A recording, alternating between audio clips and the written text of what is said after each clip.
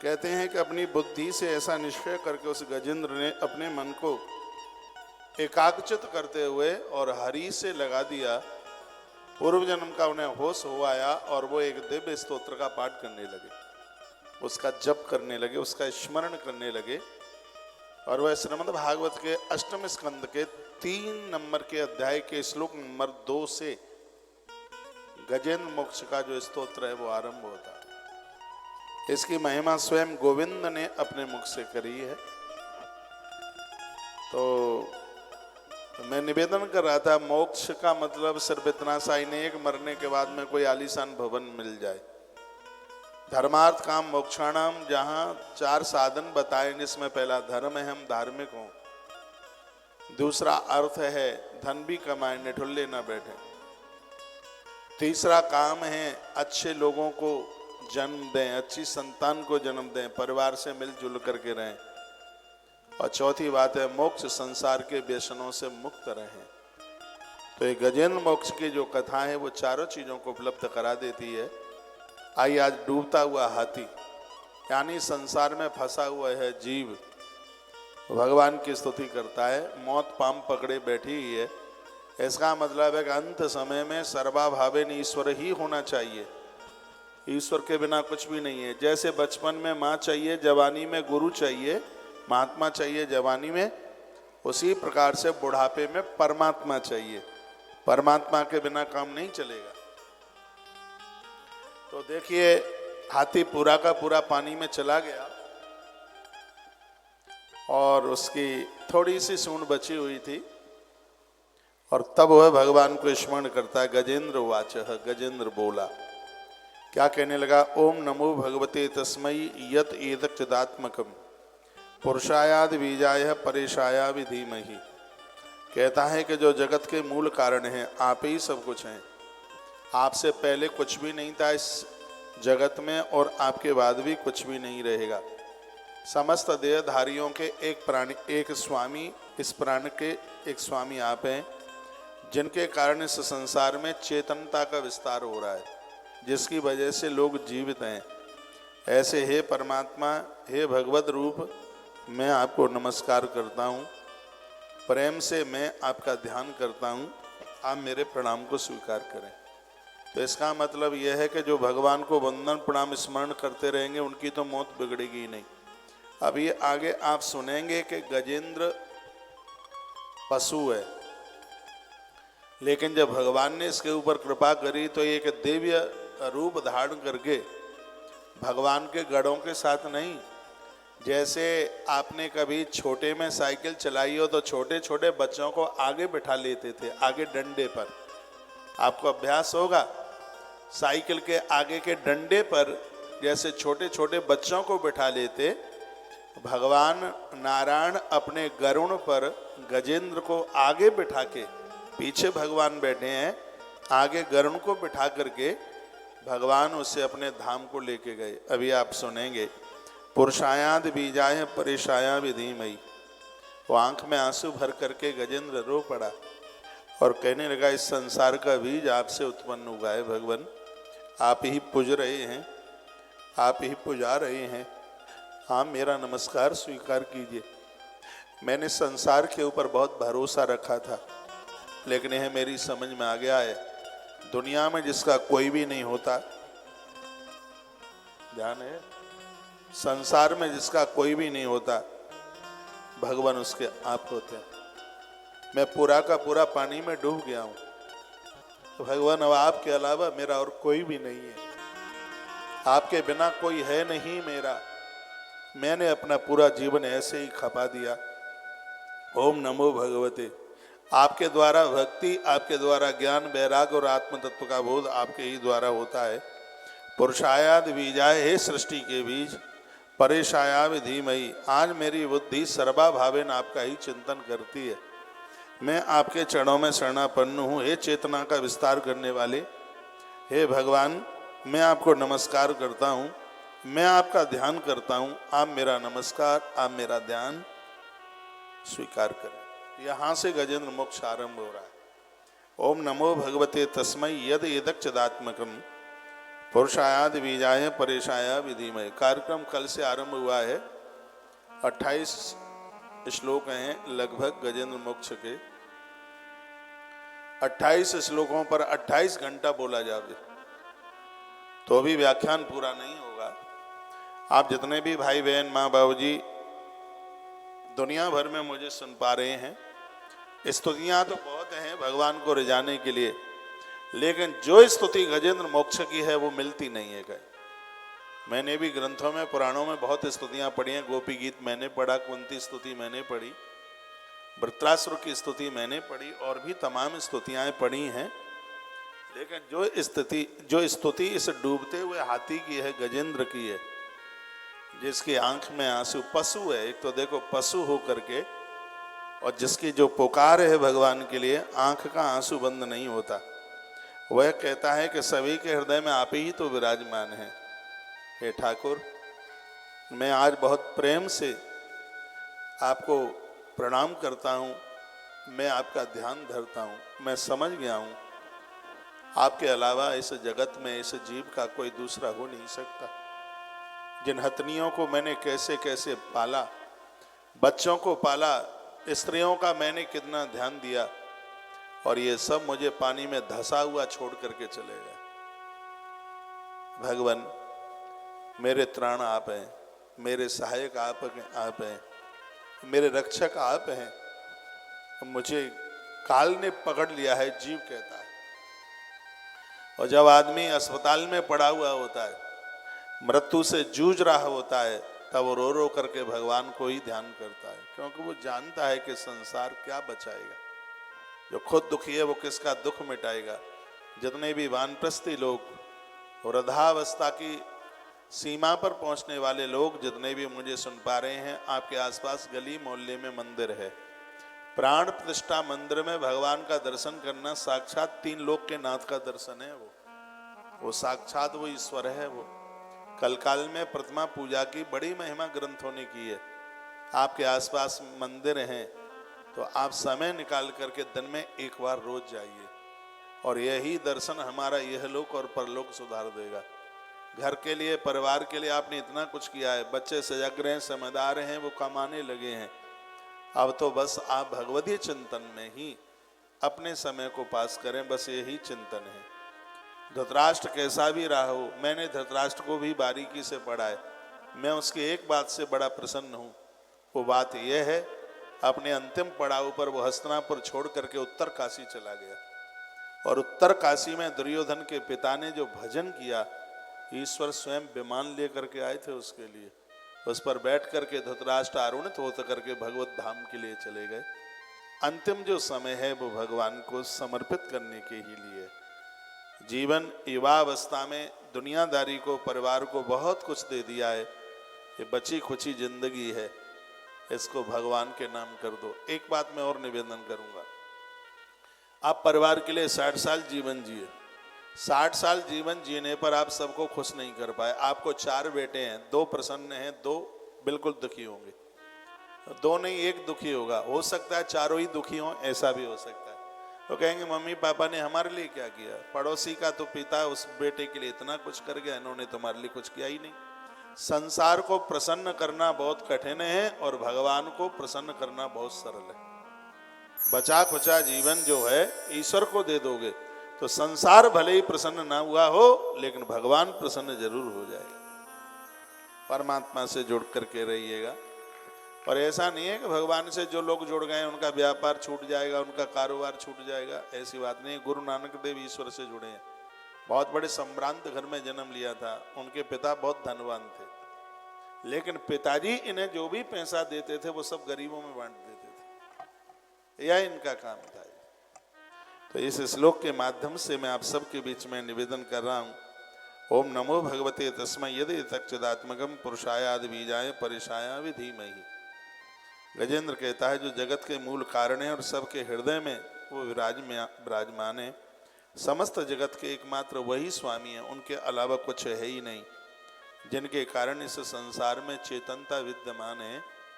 मैं ऐसे उस ईश्वर को, प्रभु को प्रणाम भी करता हूँ और उनका ध्यान भी करता हूँ। ये गजेंद्र के मुख से निकला हुआ पहला ये श्लोक है।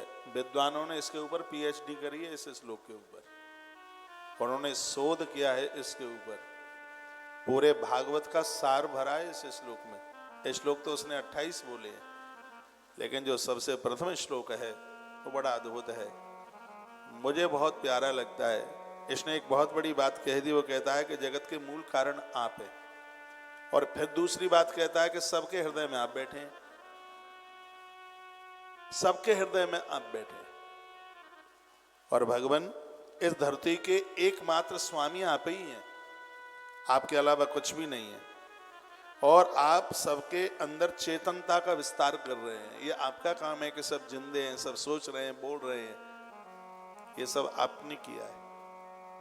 भगवान मैं आपको प्रणाम भी करता हूं, मैं आपका ध्यान भी धरता हूं, मेरे वंदन को, मेरे प्रणाम को भगवान आप स्वीकार कर लीजिए। इस समय मैं बहुत दुखी हूं, पूरा का पूरा मैं जल में चला गया हूं, बस मेरी एक जौ के बराबर मेरी सूंड बची हुई है। भगवान ये मैं जानता हूं, जगत में जिसका कोई भी नहीं होता उसके सिर्फ और सिर्फ आप होते हैं। प्रभु मैं मौत से जूझ रहा हूं, मैं मर जाऊं मुझे चिंता की बात नहीं है। मैंने ये सुना है कि मरने से पहले श्रेष्ठता यही है कि उसे भगवत दर्शन हो जाए। बस एक बार आप मुझे अपना दर्शन दे दीजिए, एक बार ये मेरी आंखें बस आपको देख लें, इस बात के लिए मैं प्यासा हूं।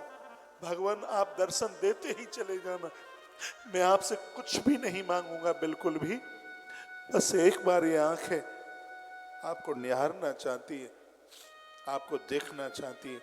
एक पशु को इतना बड़ा ज्ञान कहां से हो गया? पूर्व में इंद्रधुम्न नाम का राजा था, बहुत बड़ा, बहुत ज्यादा इसने जप किया, कोई गलती हुई थी, पशु बन गया, वो भी आगे आप सुनेंगे। रो रो करके कहता है मुझे कोई संपदा नहीं चाहिए, मुझे कोई वैभव नहीं चाहिए।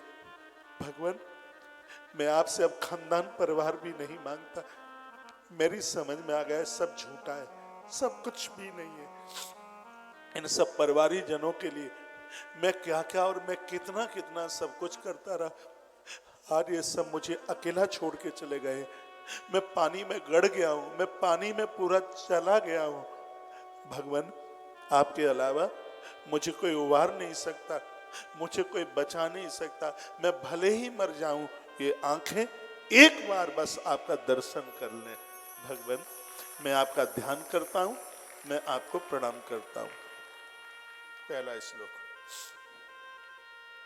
दूसरे श्लोक में गजेंद्र कहता है, गजेंद्र ने कहा इसमन निदम दक्षेदम ये नेदम च इदम स्वयं योस्मात् परशाच परस्तम परपद्धे स्वयं।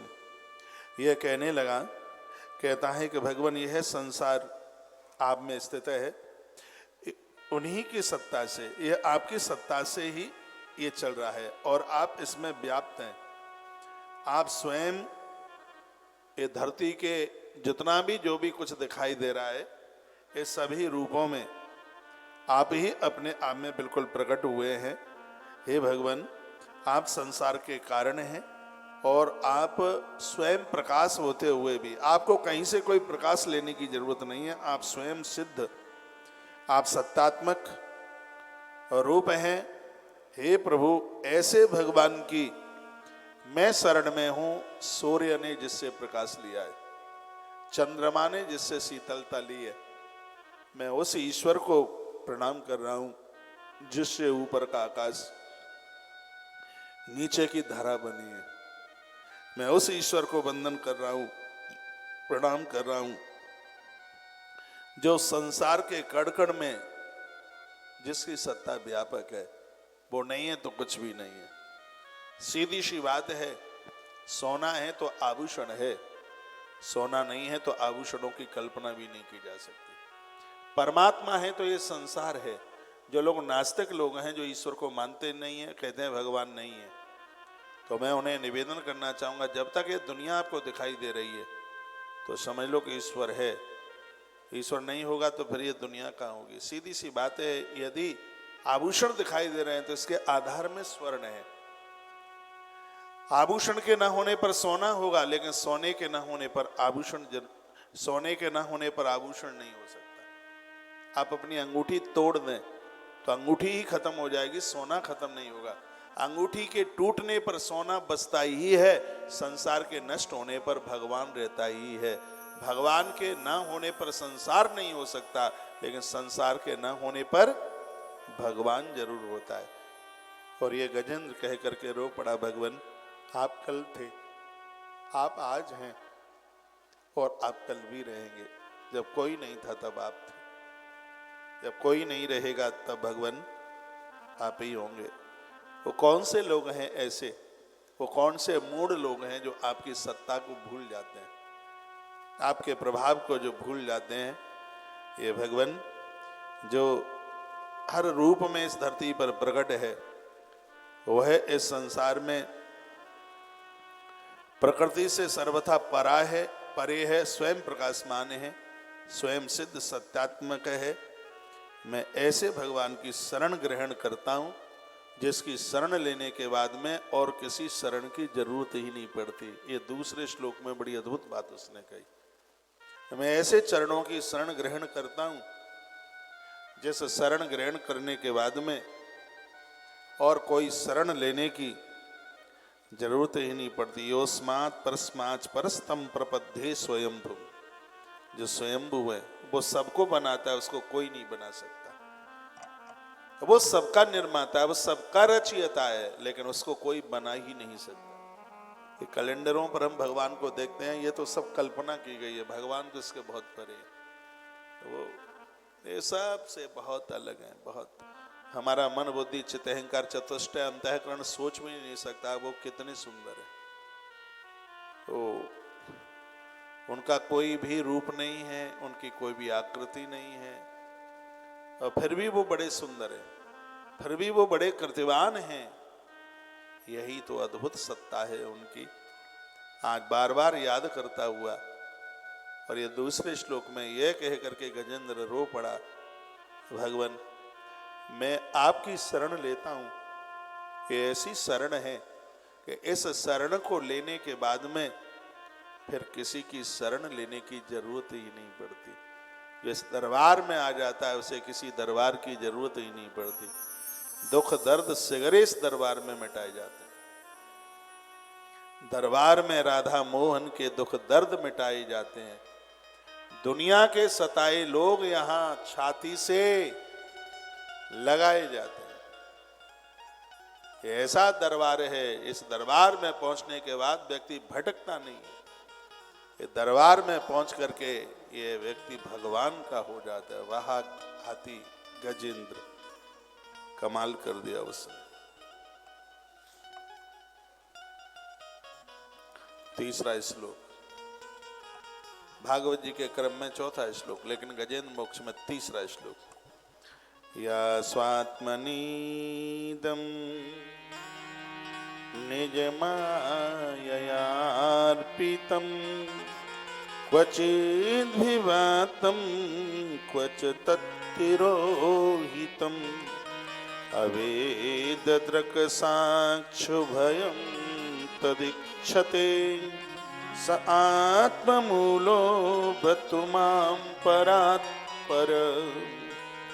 ये कहता है, कहने लगा भगवान यह विश्व प्रपंच उन्हीं की माया से, उन्हीं में अध्यस्त है। यह कभी प्रतीत होता है और कभी नहीं होता, परंतु उनकी दृष्टि ज्यों की त्यों, उस ईश्वर की दृष्टि, आदमी की दृष्टि बदल सकती है, लेकिन इस दुनिया में भगवान आपकी दृष्टि नहीं बदलती। इसके साक्षी आप हैं और आप इसके क्रियाकलापों को सबको देख रहे हैं। गजेंद्र कहता है कि आदमी बड़ा चतुर बनता है, पाप करते हुए इसको लगता है कि मुझे कोई नहीं देख रहा, लेकिन यह तो बिल्कुल ऐसा हो रहा है जैसे गली में बारात निकली हो तो दूल्हा को नहीं ये पता होता कि मुझे कौन कौन देख रहा है। तो घोड़े पर बैठा है, उसको थोड़ा ही पता होता है। वो गली से दूल्हा घोड़े पर बैठ के निकला तो कितने सुंदर प्रमाण दिए। वो घोड़े पर बैठा है, घोड़ा काम का प्रतीक है। वासना में जीता हुआ व्यक्ति जब गलियारों में निकलता है तो उसको नहीं पता होता, ये कुकर्म करने वाले लोग, उनको पता थोड़ी ही होता है कि दुनिया तुम्हें देख रही है, उन्हें नहीं पता होता। तो यह गजेंद्र कहता है वह जीव तो आपको नहीं देख पा रहा है, जैसे दूल्हा घोड़े पर बैठा है, उसको नहीं पता कि ऊपर की मंजिलों में से खिड़कियां खोल खोल करके तुम्हें कितने लोग देख रहे हैं, ये उसको इस बात का आभास नहीं है। भगवान, ये दुनिया के लोग अपराध करने में लगे हुए हैं, लेकिन आप बैकुंठ से अपनी खिड़की खोल करके धरती के एक एक जीव पर आपकी निगाहें टिकी हुई हैं, आप सबको देख रहे हैं। इसलिए तो वेदांत ने आपको दृष्टा कहा है। ऐसा कोई नहीं है धरती पर जिसको भगवान न देख रहा हो, और ये बात समझ में आ जावे तो व्यक्ति पाप नहीं करेगा, व्यक्ति अपराध नहीं करेगा। गजेंद्र कहता है कि आप सबके दृष्टा हैं, सबके ऊपर आपकी दृष्टि है। ऐसा कौन है जो आपकी दृष्टि से अलग है? आप सबको देखने वाले, आप सबको देख रहे हैं। तो भगवान, आप सबको देख रहे हैं तो आप मुझे भी तो देख रहे हैं कि मैं पूरा पानी में चला गया हूं, मुझे ग्रह ने जकड़ लिया है। जो सबका दृष्टा है, जो सबको देख रहा है, जो सबका साक्षी है, ऐसे हरि को मैं प्रणाम करता हूँ, मैं वंदन करता हूँ। भगवान, आप मेरे प्रणाम को स्वीकार करें। भगवान, आप सबके मूल हैं, आपके मूल में तो स्वयं आप ही है। आप सबको जन्म देते हैं, आप खुद स्वयं को जन्म देते हैं। यह बोलता है महाराज, आप हे भगवान, हे परमात्मा, समस्त कार्य और कारणों से आप अतीत हैं। हे प्रभु, आप मेरी रक्षा करें। और ये कथा तो हमारे और आपके लिए, भगवान के प्रति ऐसा ही समर्पण हमारा हो, तो ईश्वर को तो प्रकट होने में देर नहीं लगती। कहाँ देर लगेगी उसको? उसके लिए हमारी आंख में आंसू हो, उसके लिए हमारा रुदन हो, उसके लिए हम अपराधों का प्रायश्चित करें। समझ लें कि वो है। भक्ति क्या है? उसके होने का आभास हो जाए, यही तो भक्ति है। घंटारी हिलाते हिलाते जीवन निकल जाता है, मठ मंदिरों में जाते हुए जीवन निकल जाता है, लेकिन उसके होने का आभास नहीं होता। जब उसके होने का आभास नहीं होता तब ही व्यक्ति अपराध करता है, तब ही व्यक्ति पाप करता है। आप सोइए मत, बड़ी अद्भुत कथा हो रही है, आनंद हो रहा है। कथाएं तो हम भागवत की सुनाते ही रहते हैं, लेकिन विस्तार पूर्वक गजेंद्र मोक्ष, मुझे लगता है कि 28 साल में पहली बार बोल रहा हूँ, ऐसा भी हो सकता है। हाँ, मौका मिल गया है, समय मिल गया। यदि मैं कल ही चला गया होता तो ये सब रखा रह जाता बस। तो ईश्वर की ऐसी कोई लीला रही है, कृपा रही है। कुछ उसके भी व्याख्यान में कुछ बोलने का एक मौका सा, एक सौभाग्य सा मिल गया है। ये जितना भी ये गजेंद्र मोक्ष है, मुझे एक भजन की 2-3 कड़ियों में वो दिखाई देता है, और वो मैं अभी आपसे गुनगुनाऊंगा। आप गुनगुनाएंगे उसको, और वो कड़ियाँ आप सबसे आती हैं। अभी इन श्लोकों का व्याख्यान सुनिए। मैं 5 नंबर के श्लोक में चलता हूँ, जिसमें गजेंद्र ने अगली अपनी भाषा में क्या कहा। कालेन पंचत्वमितेषु कृष्णसु लोकेषु पालेषु च सर्वहेतुषु तमस्तदासीद गहनं गभीरं यत्तस्य पारेभिर्विराजिते विभु। कहने लगा, भगवान प्रलय के समय लोक, लोकपाल और सब कुछ, जो भी कुछ है वो सब नष्ट हो जाता है। प्रलय के समय में नदियां नष्ट हो जाती हैं, कुछ भी नहीं बचता। गजेंद्र कहता है कि प्रलय के समय में जो नष्ट नहीं होता वो आप ही तो हैं। काल भी जिसको छू नहीं सकता। इसलिए भगवान, आप तो कालों के काल, आप स्वयं में अपने आमे महाकाल हैं। लोकपाल, यहां तक कि इंद्र, ब्रह्मा, ये सब समाप्त हो जाते हैं, प्रलय में कुछ बचता नहीं। ब्रह्मा की आयु है, एक बहुत ध्यान से मैं गजेंद्र की भाषा में बोल रहा हूं, ब्रह्मा की आयु है, इंद्र की आयु है, लोकपालों की आयु है, दिक्पालों की आयु है। ऐसे एक भगवान नारायण हैं जो आयु से बाहर है उनकी कोई आयु ही नहीं है, वो तो अमर है वो। हाँ, वो मर मिटने वाले हैं ही नहीं, वो अजन्मा है। वो तो भक्तों के लिए कृपा करने के लिए कभी यहाँ राम बन के आ जाते हैं, कभी कृष्ण बन करके आ जाते हैं। अब आप कहेंगे वो राम आए तो चले क्यों गए? अब मंच पे कोई रामलीला का पात्र करे, मान लिया जाए शूर्पणखा बन जाए या मंदोदरी बन जाए या रावण बन जाए या राम बन जाए, लक्ष्मण बन जाए, तो क्या अब जिंदगी भर वो मंच पर वही बन करके खड़ा रहेगा? आखिर में भेष तो पहुंचना ही पड़ेगा उसको, अपने असली भेष में तो उसको आना ही पड़ेगा। उसी प्रकार से संसार के मंच पर तो भगवान थोड़े समय के लिए एक अपनी लीला करने के लिए आते हैं। सच माना जाए तो अजन्मा है, उनका ना जन्म होता, उनकी ना मृत्यु होती, वो जन्म और मौत से बिल्कुल परे हैं, जन्म मृत्यु से बिल्कुल वो बाहर है।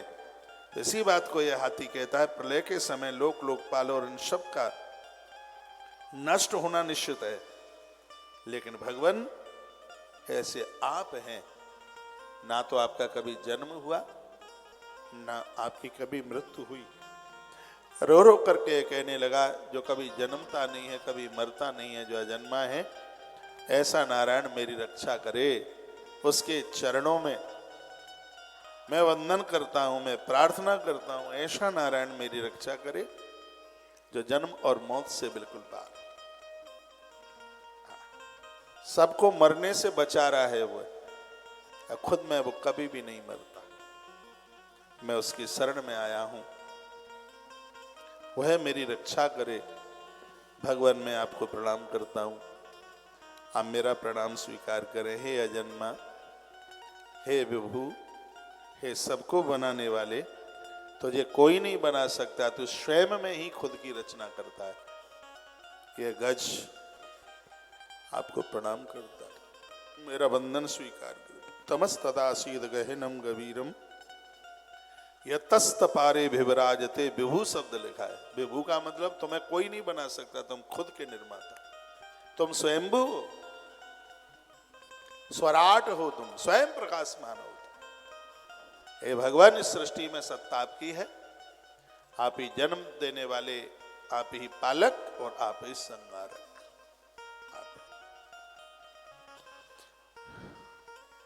आप इस सृष्टि की आत्मा है, आप मेरा प्रणाम स्वीकार कर लें। भगवान मैं आपकी शरण में आया हूं, आप मेरे रक्षक हैं, आप मेरा प्रणाम स्वीकार करें। राम सिया भज वारहि वारा, राम सिया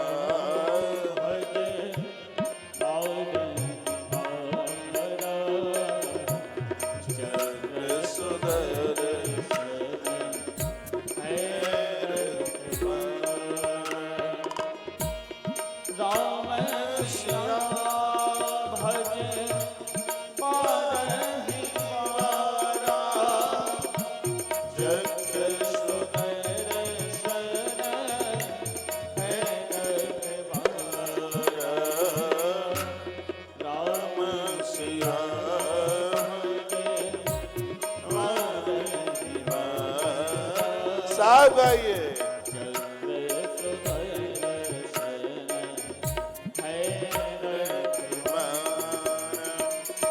राम सिया भज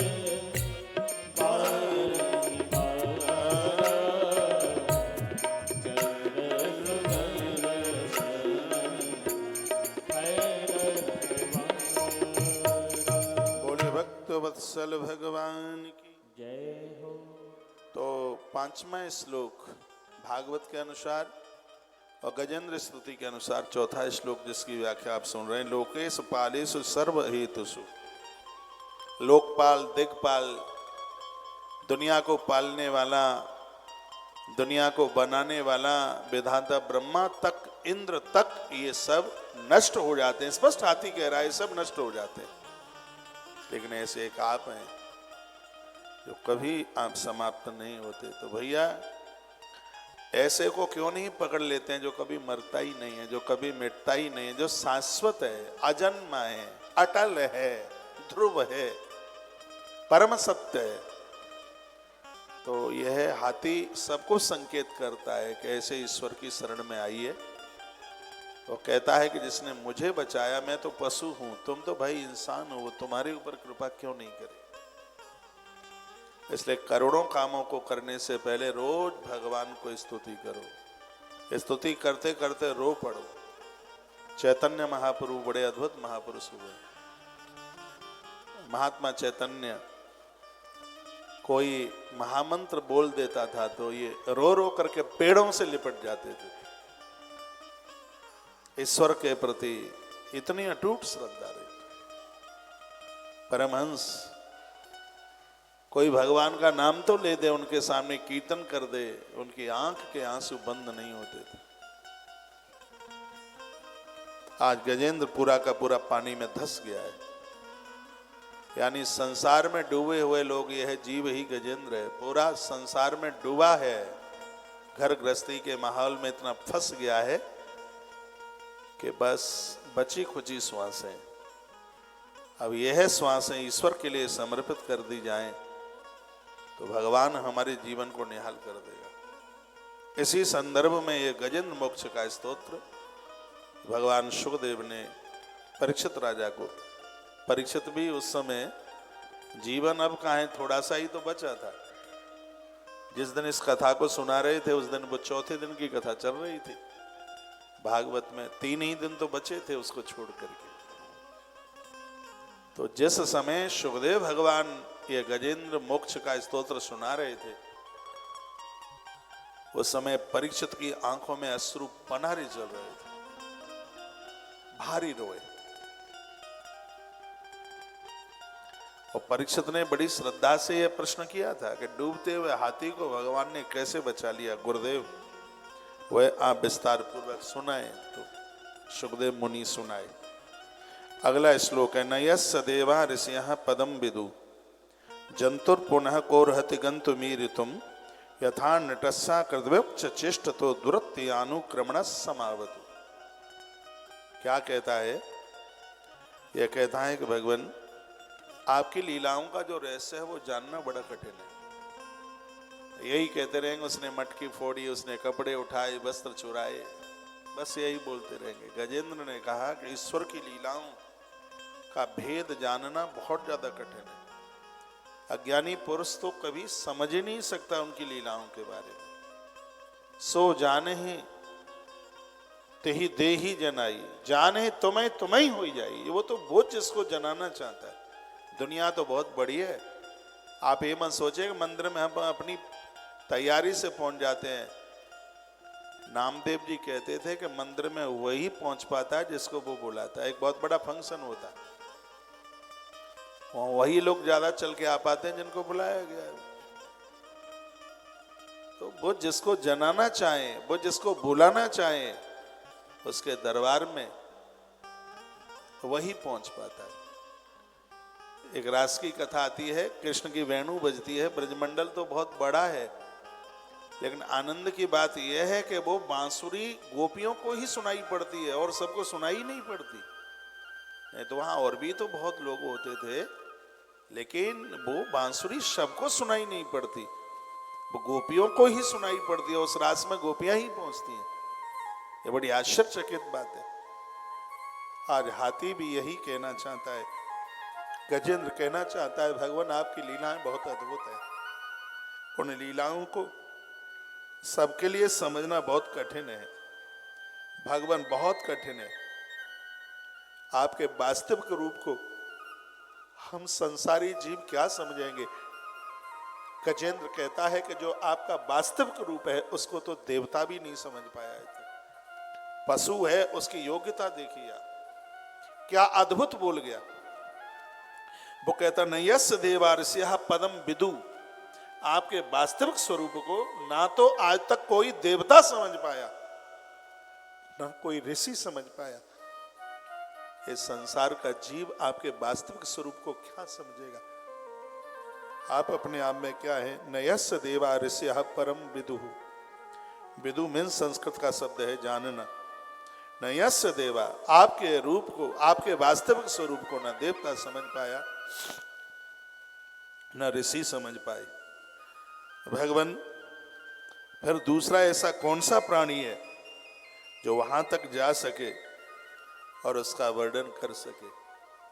आपका स्वरूप बड़ा अद्भुत है। आज मैं उस देवता को प्रणाम कर रहा हूं जिसको ना कभी देव समझ पाए। मैं ऐसे ईश्वर को प्रणाम कर रहा हूं ना जिसको आज तक देव समझ पाए और ना उसको आज तक ऋषि समझ पाए। प्रभु राम के चरित्र में गोस्वामी जी ने 2-3 चौपाइयां बड़ी अद्भुत लिखी।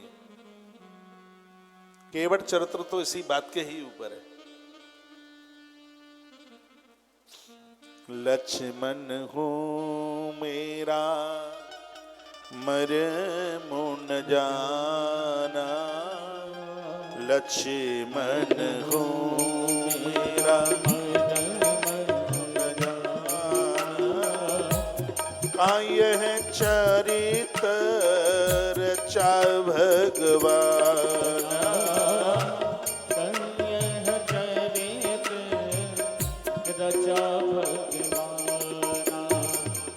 लक्ष्मण हो मेरा मरम न जाना, लक्ष्मण हो मेरा मरम न जाना, का ये चरित रचा भगवान, का ये चरित रचा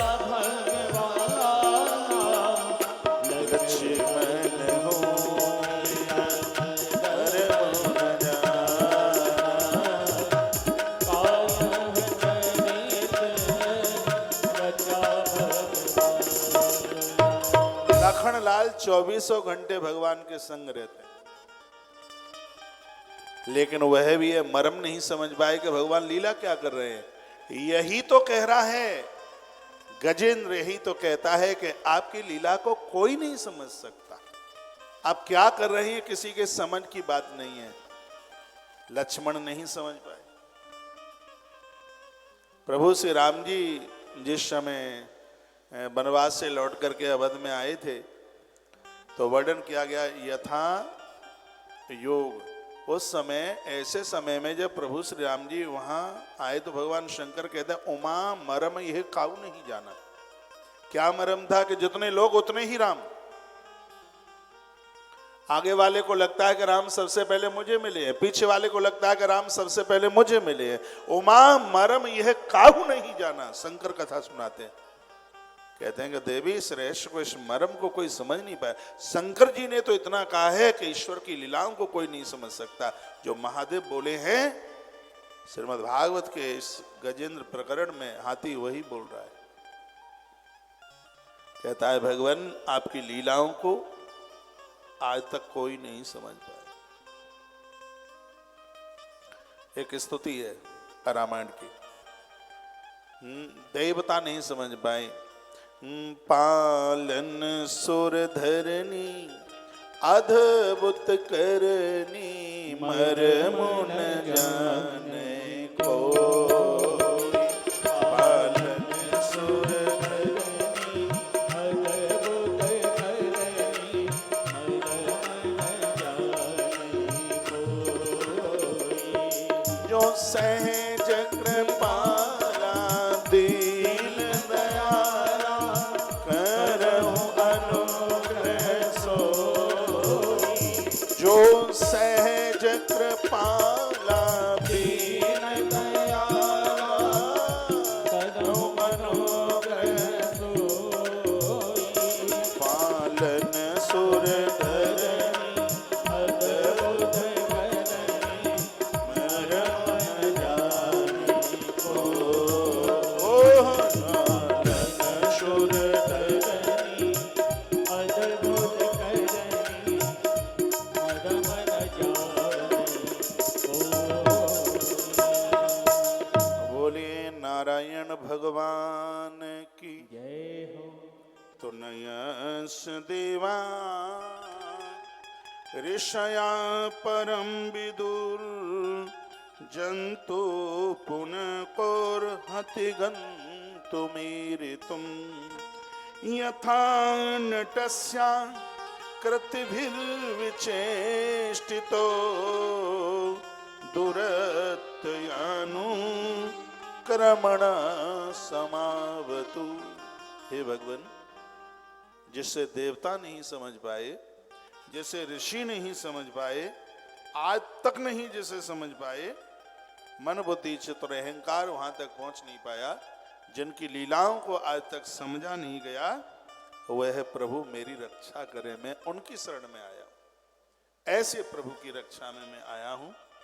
आज मेरी बाह, आज मेरी बांझू बिल्कुल उन्हीं के हाथ में। दो पंक्तियां गाएंगे। पकड़ लो बाह बनवारी या गिरधारी, नहीं तो डूब जाएगी। इन पंक्तियों पर मुझे पूरा गजेंद्र मोक्ष स्मरणित होता है। एक भक्त की पुकार, एक आवाज, और ये जितनी भी बातें हैं वो सब हमारे और आपके लिए। ईश्वर के प्रति हमारी पुकार, हमारा रुदन, हमारी अंतरंग भाषा वाणी, हमारी स्तुति, हमारा प्रणय किस प्रकार का होना चाहिए, यह श्रीमद् भागवत के अष्टम स्कंद के 3 नंबर के अध्याय में 28 श्लोकों में भगवान व्यास ने गाया। आप मेरी बहुत बातों का विश्वास करते हैं तो यह भी बात का विश्वास कर लो, आर की कथा सुनकर के नित्य गजेंद्र मोक्ष का पाठ, गजेंद्र मोक्ष का पाठ आप न कर पाए तो आपको गुरु मंत्र में कोई भी मंत्र मिला हो, ओम नमो भगवते वासुदेवाय, गजेंद्र मोक्ष का आरंभ बिल्कुल इसी मंत्र के सार से आरंभ होता है। ओम नमो भगवते वासुदेवाय।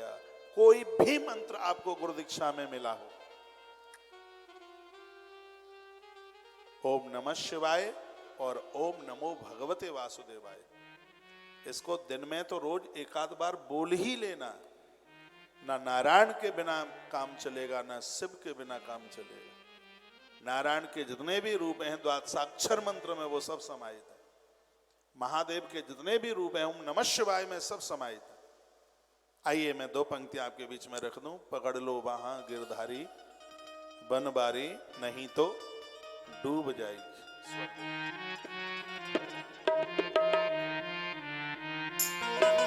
नहीं तो डूब जाएगी, पकड़ लो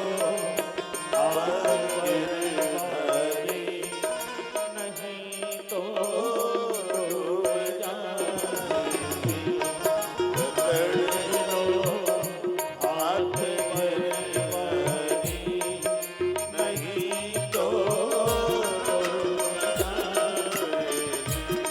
जाएगी। हमारा कुछ न मिले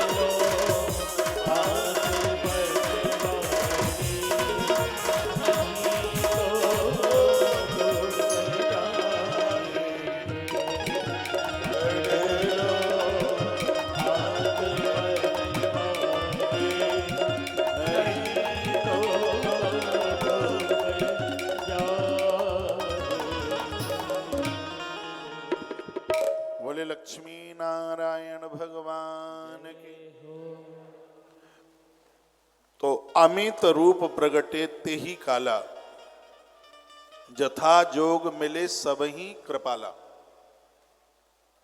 उमा मरम यह काऊ नहीं जाना।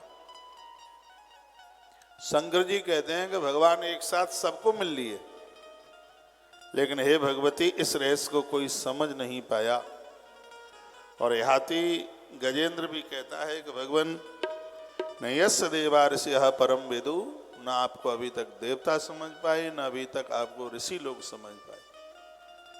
जैसे आज तक कोई समझ ही नहीं पाया, जिसकी लीलाओं को कोई समझ नहीं पाया, ऐसे भगवान श्री हरि मेरी रक्षा करें। मैं आपके श्री चरणों में हूं। यदि ठीक से गजेंद्र मोक्ष सुन लिया ना, तो ये जीवन बदल देगा। ऐसा स्तोत्र है जिसमें भक्त किस प्रकार से भगवान को पुकारता है और भगवान कैसे उलाने पाम भाग करके उसकी रक्षा करता है। अगला श्लोक देखिए। भागवत के अनुसार 7 नंबर का श्लोक, गजेंद्र मोक्ष के अनुसार 6 नंबर का श्लोक। गजेंद्र कहता है स्वर। गजेंद्र ने कहा दिद्रक्षभो यस्य पदम सुमंगलम, विमुक्त संगा मुनिः सुसाधव, चरंत लोकः व्रतम व्रणम बने, भूतात्म भूतासुरधः समे गति। गजेंद्र मोक्ष का हर श्लोक प्रभावी है, लेकिन ये मुझे बहुत अच्छा लगता है। जिस श्लोक की बात मैं आपके बीच में कर रहा हूं, कहता है जिनके परम मंगल में स्वरूप का दर्शन करने के लिए महात्मा लोग संसार से आसक्ति को त्याग देते हैं, अपने बच्चे कुटुंब खानदान को छोड़ छाड़ करके वन के लिए चले जाते हैं। क्या कहा? जिनके परम मंगल में स्वरूप का सर्व दर्शन करने के लिए। वही बात आ गई ना जिसमें हाथी कहता है मैं मर जाऊं, मुझे चिंता की बात नहीं है, बस एक बार आपका दर्शन हो जाए। वही बात इस गजेंद्र मोक्ष के इस श्लोक में कहता है रक्षभे यस्य पदम सुमंगलम। अपना मंगल चाहने वाले महापुरुष लोग आपकी एक झलक देखने के लिए, जैसे छोड़ना बड़ा मुश्किल है, जीवन में बहुत मुश्किल है माँ बाप को छोड़ना, परिवार को छोड़ना, घरवाली को छोड़ना, बच्चों को छोड़ना, और महात्मा लोग क्षणों में छोड़ करके चले जाते हैं। गजेंद्र कह रहा है इसलिए तो साधुओं का दर्शन सदैव मंगलकारी है। ये भोग वासना विलासता से बहुत दूर है। कहता दिद्रक्षभो यस्य पदम सुमंगलम, विमुक्त संगा मुनिः सुसाधुः। कितना प्यारा श्लोक है। महापुरुष लोग घर द्वार परिवार संसार से आसक्ति को त्याग कर छोड़कर आपकी एक झलक पाने के लिए वो वन में चले जाते हैं, आपके लिए रोते रहते हैं, आपके लिए बिलखते रहते हैं। भगवान आपके लिए जिनकी आंख में आंसू होते हैं, अखंड ब्रह्मचर्य धर्म का पालन करते हुए, भगवान यह जीवन में बहुत कठिन है, लेकिन आपकी एक झलक पाने के लिए और वो संकल्प ले लेते हैं कि हम अखंड इस ब्रह्मचर्य धर्म का पालन करेंगे। और भगवान उस ब्रह्म साधना में समाहित लोगों को जब आपका दर्शन होता है, धरती की इस भू संपदा, धरती पर ऐसी कोई संपदा नहीं है जो उन क्षणों का मोल बता दे कि उसका मोल कितना है जिन क्षणों में आपका दर्शन होता है। पशु है लेकिन उसकी भाषा देखिए, दिद्रक्षभो यस्य पदम सुमंगलम, विमुक्त संगा मुनिः सुसाधुः। संसार की कामना आसक्ति छोड़कर, कुटुंब खानदान परिवार पत्नी बच्चों को छोड़ करके, और वह अच्छे लोगों का संग करते हुए ब्रह्मचर्य का पालन कर, चरंत लोकः व्रतम व्रणम बने। और ऐसे व्रत का पालन करते हैं। चरंत लोकः व्रतम, ब्रह्मचर्य किसे कहते हैं? जो ब्रह्म में ही चरता है, यानी चलता है, चिंतन करता है, उसी में स्मरण करता है, ईश्वर में ही समाहित हो जाता है। वो वन में जाकर भूतात्म भूतासुरधः समे गति, वही मुनियों के सर्वस्व भगवान। हे भगवान, आप ऋषियों के आप उनके हैं जिनको संसार से आसक्ति नहीं रही बिल्कुल, जो आपके ही भरोसे। बात भगवान कपिल ने भी माता देवती को कही। आप उनके हैं जिनको संसार में बिल्कुल आसक्ति है ही नहीं। मैं बहुत बार कहता हूं, संसार में आए हो, संसार में ऐसे रहो जैसे पानी में नाव। पानी में नाव चले तो चले, पर नाव में पानी न आने दो।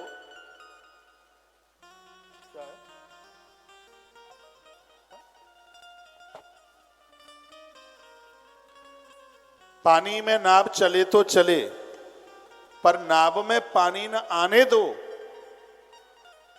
और संसार में मन जाए तो जाए, पर मन में संसार न आने दो। अब संसार में जन्मे हैं तो संसार में तो रहेंगे, लेकिन संसार को अपने अंदर मत बिठाइए।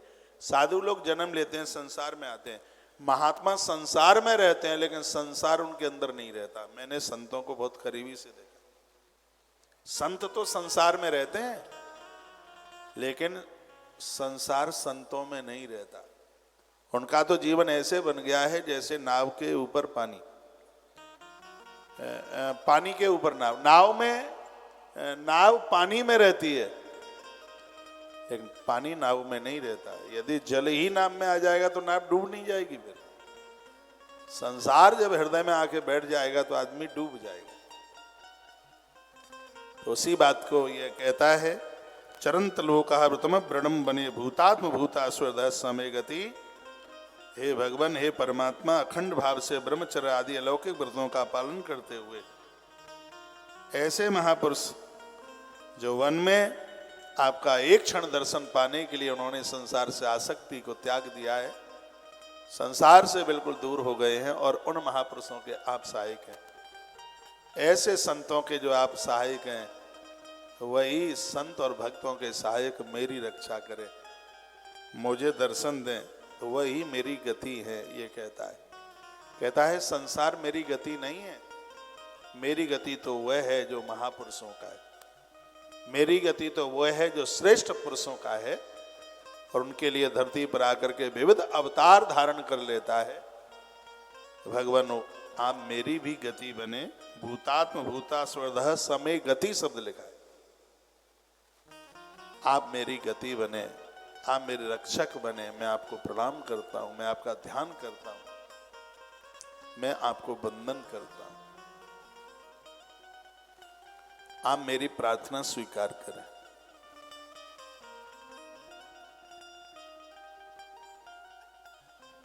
बोलिए भक्तवत्सल भगवान की जय हो। श्री हनुमान जी महाराज की जय हो।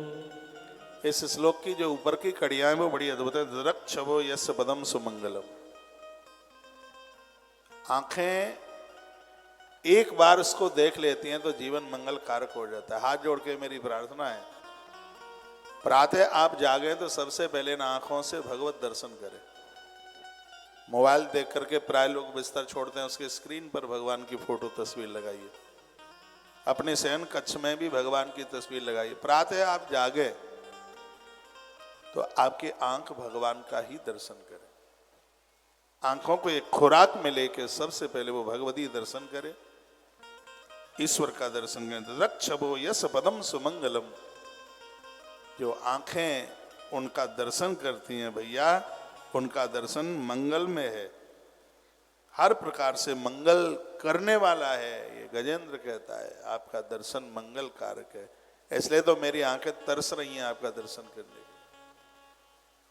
महात्मा लोग अपना मंगल करने के लिए जीवन भर संसार से आसक्ति त्याग कर वन में ब्रह्मचर्य धर्म का पालन करते हुए और अच्छे अच्छे महापुरुषों का संग करते हुए अपना पूरा जीवन आपके लिए खपा देते हैं। ऐसे महापुरुषों को दर्शन देने वाले हे महानायक, हे महाप्रभु, हे परमात्मा, आप मेरी गति बने। मैं आपसे प्रार्थना करता हूं मुझे आपका दर्शन हो जाए। ये कहा समझ में आ रहा होगा थोड़ा बहुत आपके में। हाँ? गजेंद्र मोक्ष स्तोत्र आप सुन रहे हैं, और ये सब अब सीधे मंत्र आप पढ़ लोगे इसके श्लोक तो बस वो ही है कि काखा गा घा गा गा छा छा जा ABCD EFG ये सब पढ़ लिया, उसका अर्थ हम जप करते हैं, मंत्र आता है, गुरुजी ने दिया है, लेकिन उस मंत्र का अर्थ नहीं पता होता। मंत्र का यदि अर्थ पता हो जाए तो मंत्र को जपने में और ज्यादा श्रद्धा हो। किसी व्यक्ति के बारे में, उसके महात्म्य में, देखो ये भागवत है, सबसे पहले इसका महात्म्य, हर पुराण का सबसे पहले उसका महात्म्य होता है, उसकी महिमा। क्योंकि हमें किसी के बारे में पता होता है तो उसके प्रति हमारी श्रद्धा बहुत टिकती है। किन्हीं लोगों से हमें घृणा हो जाती है तो कब होती है? जब उनके कुकर्मों का पता लगता है तो घृणा हो जाती है, और अच्छे कामों का पता लगता है तो उनके प्रति श्रद्धा हो जाती है, आत्मीयता हो जाती है, उनके अंदर जुड़ाव हो जाता है उनसे। तो ये गजेंद्र मोक्ष तो समझ लो कि भगवदीय कृपा का महात्म्य है। ईश्वर की क्या कृपा है, ईश्वर क्या अपने भक्तों के लिए करते हैं, यह गजेंद्र ने अपनी भावना में व्यक्त किया है। इसकी कही गई बातें वो बड़ी अद्भुत है। वो कहता है कि आपका एक क्षण का दर्शन जीवन को मंगलमय कर देता है। सुबह भोर में जागो तो सबसे पहले आंखें भगवान का दर्शन करें, इन आंखों को इनकी खुराक दीजिए। ये सबसे पहले, मैं तो ऐसा ही करता हूं, ये आंख, ये नेत्र सबसे पहले भगवत दर्शन करें। रो पड़ा, आंख में आंसू आ गए। हे महापुरुषों का मंगल करने वाले, जिन्होंने संसार से आसक्ति को त्याग दिया है, ब्रह्मचर्य धर्म का पालन करते हुए खानदान परिवार कुटुंब को छोड़कर जो वन के लिए चले गए हैं, हे साधु के सहायक, यही शब्द कहा है उसने। वो कहता है कि हे महापुरुषों के, हे महात्माओं के सहायक, मेरी गति मेरा खानदानी नहीं, मेरी गति आप। और याद रखना, जो भजन में, भक्ति में अपने प्राण त्यागता है, उसका अंतिम संस्कार करने के लिए भगवान आते हैं। जटायु की कथा पढ़ लेना। जटायु मृत्यु के समय पर भीष्म के सन्मुख भगवान कृष्ण चल के आए। यही तो जीवन में, इसी की तो आवश्यकता है, यही तो चाहिए। रो पड़ा, कहने लगा मैंने भूल की थी बहुत बड़ी, दुनियादारी के लिए जीवन जीता रहा। हे भगवान, आज मेरी समझ में आ गया है, मौत ने मेरा पांव जकड़ लिया है। मैं आपको प्रार्थना करता हूं, संसार को मैं अपनी गति नहीं मानता। हे महापुरुषों के सहायक, हे संतों के सहायक, ये डूबता हुआ गज हाथी आपसे प्रार्थना करता कि आप ही मेरी गति बने, आप ही मेरी गति, यानी मरने से पहले मुझे आपका दर्शन हो जाए। इससे बड़ी गति क्या हो? ये आप कृपा करते हैं। आपके अंदर प्रीति का रख करके ही मैं अपने प्राण छोड़ूं। तो भगवान, यही मेरा धर्म है, फिर यही मेरा कर्म है, यही मेरा सत्कर्म है, इसी को मैं अपना मोक्ष समझूंगा। एक बार भगवान आप मुझे दर्शन दे दो, मेरी गति बन जाओ। ये कह करके हाथी रोने लगा। पानी के ऊपर गज की आंखों से टपकता हुआ आंसू दिखाई देता है। मैं कहता हूं, जीवन में रोना चाहिए, संसार की वस्तुओं के लिए नहीं, जो संसार में वस्तुएं दे रहा है उसके लिए आंख में आंसू। ईश्वर के साथ प्रीति कीजिए, उसे हमारी वस्तुओं से कोई मतलब नहीं है। तो हम भोग लगाते हैं, इसमें तो संतुष्टि हमें मिलती है, उसे हमारा प्रेम चाहिए। अंदर छलता नहीं चाहिए, कपटता नहीं चाहिए। भगवान कहते हैं कि जो मेरे भक्तों से प्रेम करता है उससे मैं बहुत प्रेम करता हूं। भगवान कहते हैं जो मेरे भक्तों से प्रेम करता है उससे मैं भारी प्रेम करता हूं। जो मुझे पाना चाहता है वो मेरे भक्तों का कभी तिरस्कार न करे। ये ईश्वर के शब्द हैं। खूब घंटी बजाओ, भजन करो और साधुओं का तिरस्कार करो, वो कभी भी राजी नहीं होगा। दुर्वासा जी कितने बड़े भगवान के भगत हैं, लेकिन ईश्वर कुपित हो गया दुर्वासा जी के ऊपर, क्योंकि उन्होंने अम्बरीश भगत का अपराध कर दिया। रामायण में एक चौपाई है, क्या लिखा है, और यह चौपाई गुरुदेव बृहस्पति जी ने कही है। जो अपराध भगत सन करही, जो अपराध भगत सन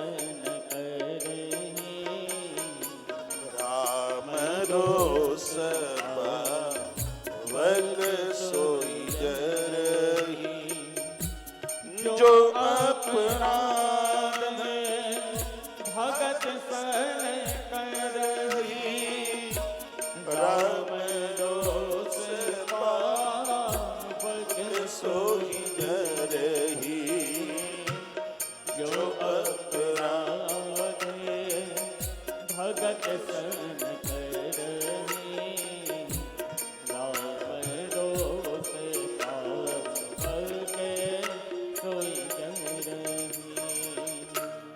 गुरुदेव बृहस्पति जिस समय इंद्र को ये बात कह रहे थे, उनकी आंख में आंसू आ गए। उन्होंने कहा था, इंद्र तुम बहुत गलती कर रहे हो, तुम भरत का अपमान करने को चल पड़े हो। याद रखना, जो अभी तक वो हुआ वो भगवान की इच्छा से हुआ था, और जो अब तुम करने के लिए जा रहे हो, तुम सुरक्षित नहीं बच पाओगे। भगवान की क्रोध की अग्नि से तुम जल करके राख हो जाओगे। सुन सुरेश उपदेश हमारा, मेरा उपदेश सुन लो। क्या है? राम ही सेवक सदैव प्यारा। भगवान को अपना सेवक सदैव प्रिय है। गुरुदेव बृहस्पति ने इंद्र को कहा था, जो भगवान के भगत को प्रेम करता है, परमात्मा उसको उठा करके अपने हृदय में रख लेते हैं। ईश्वर उससे कभी दूर नहीं जाते। इसलिए भगवान के भक्तों को, उनके प्रेमियों को खूब आदर करो, उन्हें बुलाओ, भले उनके पास पैसा नहीं है। आजकल लोग उन्हें बुलाते हैं जिनके पास धन है, जिनके पास लक्ष्मी है, संपदा है। हमारे ग्रंथ कहते हैं वो भले ही गरीब हैं लेकिन भगवान के भक्त हैं। वो तुम्हारे कार्यक्रमों में, आयोजनों में आएंगे, तुम्हारे आयोजन को सफल मंगलमय करके चले जाएंगे। उनके पास संसार के नोटों के थैले नहीं है, कि उनके पास में साधना की पूंजी है। उनका दर्शन करके जीवन मंगलमय होता है।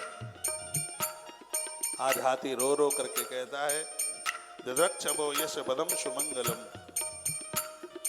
ये आंखें एक बार आपका दर्शन कर लेते हैं तो जीवन मंगलमय हो जाता है। उस मंगल के लिए महात्मा लोग संसार से आसक्ति छोड़ करके, घर द्वार परिवार छोड़ करके वो वन में चले जाते हैं।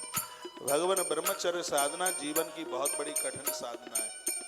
वह किसी भी प्रकार की आसक्ति नहीं रखते, और मैंने यह समझ लिया है कि आप उनके सहायक हैं, और जो महात्माओं के सहायक हैं वही मेरी गति बने, वही मेरी मुक्ति बने। मैं आपसे ऐसी प्रार्थना करता हूँ। भूतात्म भूतास्वर्धः समय गति। मैं और कुछ नहीं आपसे मांगता, आप मेरी गति बने। मेरे अंतिम चरण में आपका दर्शन हो। मेरी जिह्वा आपका नाम लेते लेते मेरा जीवन शांत हो। आपको देखने के बाद ये आंखें फिर संसार को न देखें। पशु है गजेंद्र, और कहता है, आपके लिए बोलते बोलते है मेरी जिह्वा संसार के गीत ना गाए। मैं संसार का नाम फिर अपनी जीभ से लेना नहीं चाहता। जो आंखें आपको देखने, मेरी आंखें फिर दुनियादारी को देखना नहीं चाहती है। नारायण, हे प्रभु, भूतात्म भूतास्वधः समय गति। संपूर्ण प्राणी के हृदय में जिसका वास है और जो महापुरुषों का सहायक है, ऐसा ईश्वर मेरी गति बने। मैं उनके चरणों में वंदन करता हूँ, मैं उन्हीं के चरणों में प्रार्थना करता हूँ। ऐसा कहे करके गज बहुत रो रहा है, गजेंद्र बहुत रो। यह श्लोक भी 7 नंबर का श्लोक बड़ा अद्भुत है गजेंद्र मोक्ष का। इसे रोज पढ़िए। हिंदी की बुक है आपके पास तो उसको अर्थ सहित पढ़िए। उतना विस्तार से तो उसमें व्याख्यान नहीं होगा, सीधा सा भी तो अर्थ उसमें होगा ही। उसको जरूर पढ़िए। कल मुझे कोई बोल रहे थे आपके सज्जन बीच में, जब मैं निकल के जा रहा था, ये गजेंद्र मोक्ष कौन सी कथा होती है? अब सुन लो, ये गजेंद्र मोक्ष कौन सी कथा। राजा परीक्षित के उद्धार आत्म कल्याण के लिए सुखदेव भगवान ने गजेंद्र मोक्ष की कथा अद्भुत गाई है। श्रीमद् भागवत के 8वें स्कंद में अध्याय नंबर 3 में ईश्वर ने गज को मुक्त किया है, उसको मोक्ष दिलाया। मैं बार बार ये कहूंगा, अपने गढ़ों के, अपने पार्षदों के साथ गजेंद्र को नहीं भगवान ने भेजा। गरुड़ पर पीछे नारायण बैठे हुए थे, जैसे एक बाप बेटे को अपने आगे बैठा लेता है। भगवान गजेंद्र को अपने उदर के सामने बैठा करके लेकर के ऊपर गए। जब गजेंद्र ने अपने प्राण छोड़े थे, उस समय वह भगवान का पार्षद बन गया था।